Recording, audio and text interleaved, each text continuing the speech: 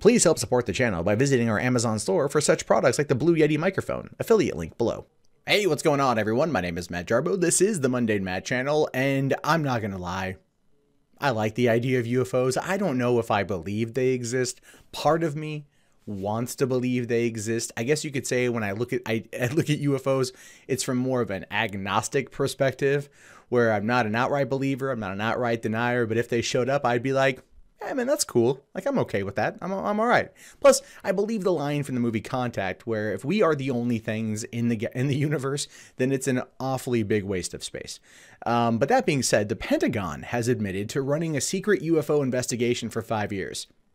And Tom DeLonge from Blink-182 is out there right now, tinfoil hat, running through the streets of San Diego, going, I caught it! Because he actually is from San Diego. He came by my theater a couple times. Weird dude. That being said, the task force was investigating sightings of unidentified flying objects, ran from 2007 to 2012 with an annual budget of $22 million. Now, that does seem a little bit excessive, that there is a task force that's spending $22 million a year of taxpayer money looking for UFOs. At the same time, I'm kind of like, it beats some of the other things we spent money on. So it says the truth is finally out there after the Pentagon admitted it ran a secret UFO investigation program for 5 years until 2012. The U.S. Defense Department's own X-Files operation, known by the less catchy title of the Advanced Aviation Threat Identification Program, was closed after a change in funding priorities. Hey, listen, I understand. When you're going over the budget reports and you're like, wait, why are we spending $22 million a year to look for UFO? God damn it. Get Simmons in here. Simmons, stop watching X-Files. Okay? Get that poster off your wall. Because, I mean, you can understand. I mean, don't get me wrong. I like the idea. And there was just that video released the other day of an unidentified flying object off the coast of San Diego. And that was pretty cool, right? And it happened in 2004 when I lived there, but I never heard about it. Damn government. Anyway. But the remarkable revelation has raised more questions than answers, including whether the program has been completely shut down or covered up further. Ooh, I like it when it goes deep into the dark files. While the Pentagon claims it ended 5 years ago, it said it continued to take seriously all threats and potential threats to our people. Okay, are we sure we're not talking about, like, illegal aliens and not just UFOs? The military intelligence official Luis Elzonado, who ran the program on the 5th floor of the Pentagon C-Ring, told the paper that it was only the government funding that had dried up. He said activities continued under the direction of his successor, whom he declined to name. Yes, because is it the cigarette smoking man, or as we more affectionately referred to him in the 90s, Cancer Man? I still think it's a better name than cigarette smoking man. That was annoyed me when they were just like, it's the cigarette smoking man. Like, that doesn't have a catchy ring to it. That's not scary. Guy rolls up to you, he's like, I'm Cancer Man. You're like, fuck, dude, you killed my grandfather. Like, that would be scary. Either way, the revelation is likely to provide some satisfaction to UFO enthusiasts who often dismissed as conspiracy theorists. And I would look, I mean, the thing is, I mean, you look at UFO conspiracies over the years. You look at UFO conspiracies. How many of them are just insane, right? You know, like the people out there, and I'm going to use the bad accent, but this is usually we're here, you know, they're out there, I was out there in my boat, just minding my own business, fishing for them loudmouth bass. You know, and then all of a sudden I'm up on a spaceship with my butt being probed by a can of Miller Lite. You hear these stories, and you hear it from that inflection in that part of the country. And yes, it is easy to mock. It is easy to make fun of, because you're just like, yeah, credibility kind of comes with appearance, right? Ultimately. Well, that being said, it's you know, you have stories like Fire in the Sky and other you know, stories along those lines that have kind of backed up those claims. But that is ultimately where we tend to find ourselves. It's the Phoenix Lights, which were then proven to be cars off in the distance driving on a mountain, you know, but that still spawned, like, I think like 1 or 2 feature films, at least one feature film, which I bought at Comic-Con this year. Haven't watched it yet though. Again, I love aliens. I love UFOs. I love found footage movies. So I'll support those kind of things.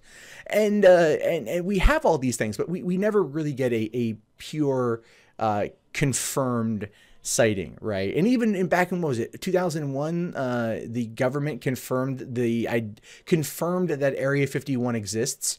But you know, by that point in time, they'd already moved everything over to Colorado and Area 52. Or I've said too much. Anyway, it says here, Nick Pope, who used to run the British government's UFO project, said, the take-home message here is that there's probably something out there, but we don't know what it is. It's an extraordinary revelation, not least because it directly contradicts the many specific denials that the U.S. government has issued previously when asked about this subject and their involvement in it. It precisely reflects my own experience of this intriguing but frustrating subject with the British government. Like our U.S. colleagues, we too denied, even to Parliament, that we were undertaking secret studies into the UFO phenomenon, and consistently downplayed the true event of our interests and activity at the Ministry of Defense. And, you know, there's an argument to be made for why that's needed. You know what I mean? It's kind of like, I met a guy the other day that told me that Planet X, Planet Nibiru, that planet 8 times the size of Earth, legitimately is in our solar system, but the government has put chemtrails in the sky so we can't see it. And this dude legitimately believed it, and he had heard about it on talk radio. You know, and people are being influenced by some of these conspiracy theories out there, but at the same time, our government is protecting us from knowing that they're looking into it, maybe because they don't want to spark any kind of panic. Maybe because they want to contain some information, who knows? But it becomes this real crazy back and forth that, look, definitely makes for awesome storytelling, right? But you just, like, would we believe it at this point? I guess that's my question. Would we believe it if the government came out and said, yep, there's UFOs? Like, would you believe it, or would you be like, nah, I want to, you know, open up Area 51 for tours and we'll talk, sort of thing. The New York Times said the project, parts of which remain classified, received $22 million each year, hidden away from the U.S. Department of Defense budgets worth hundreds of billions of dollars. Said its initial funding came largely at the request of former Senate leader Harry Reid, the Nevada Democrat long known for his enthusiasm for space phenomenon. He was quoted as saying, "I'm not embarrassed or ashamed or sorry I got this thing going. I think it's one of the good things I did in my congressional service. I've done something that no one has done before. Yes, Harry, you had the government spend $22 million a year over 5 years, so $110 million total of taxpayer money to research UFOs. Man, I'm not even mad at that one, actually. I am not even mad. I will bitch about other things that we spend our money on, like pointless wars, you know, and drone striking civilians in the Middle East. But man, I'm okay with this. Last year, John Podesta, chair of Hillary Clinton's presidential campaign, declared that he had convinced her to explore declassifying any government documents related to UFOs should she win the election. And she actually had said she would, which I'm not going to lie. There's a timeline where Hillary Clinton won and they opened that up. And I wish I was there. Can we Berenstain Bear this shit? Can we just, can I go through that portal at least for a few minutes to learn the truth and then come back? That'd be fun. Bill Clinton previously said that during his time in the White House, he had tried to find out if there were any secret X-Files, concluding, if so, they eluded me. Yeah, if it's on a need-to-know basis, maybe the president doesn't need to know. Now, then again, it's entirely possible. He tried looking into that when he saw the 1996 summer blockbuster Independence Day, when Bill Pullman's president asked, you know, his guys, so is Area 51 real? And they're like, yeah, it's kind of real, you know? So maybe he watched that and he's like, let me go and look. Monica, hold on. Plop. Okay. In the UK, 209 files and approximately 52,000 pages of information on UFOs were released during a 5-year rolling disclosure program that concluded in 2013, containing about 6,000 separate observations reported to the British authorities since 1984. In 2009, the Minister of Defense closed down its hotline for UFO sightings, saying in over 50 years, no UFO report has revealed any evidence of potential threat to the United Kingdom. Yeah, I guess that's, I mean, maybe, again, at the same time, are they going to tell us if there ever was? You know, if someone called in and is like, hey, man, I saw a UFO, and they're like, all right, and they shoot it down, like, yeah, that was just a weather balloon. Like, no one, who's going to know? Who's going to know? And again, it feels like it's trying to keep people protected from public panic. It's, look, to go back to the idea of religion for a hot second here, what if, just what if the government is protecting any and all knowledge of Jesus Christ's return? What if the government knows, all world governments know, and they're covering it up? Why? To protect from public panic. Because what would that do if maybe not Jesus, but like some other deity comes back and is just like, sup, you know, and starts raining hellfire down on people? Like, people would freak out. There's 7 billion of us on this planet, and not all of us are smart. So there would be things there to consider. Responding to the revelations about its activities, Pentagon spokeswoman Laura Ochos told Reuters the Advanced Aviation Threat Identification Program ended in the 2012 timeframe.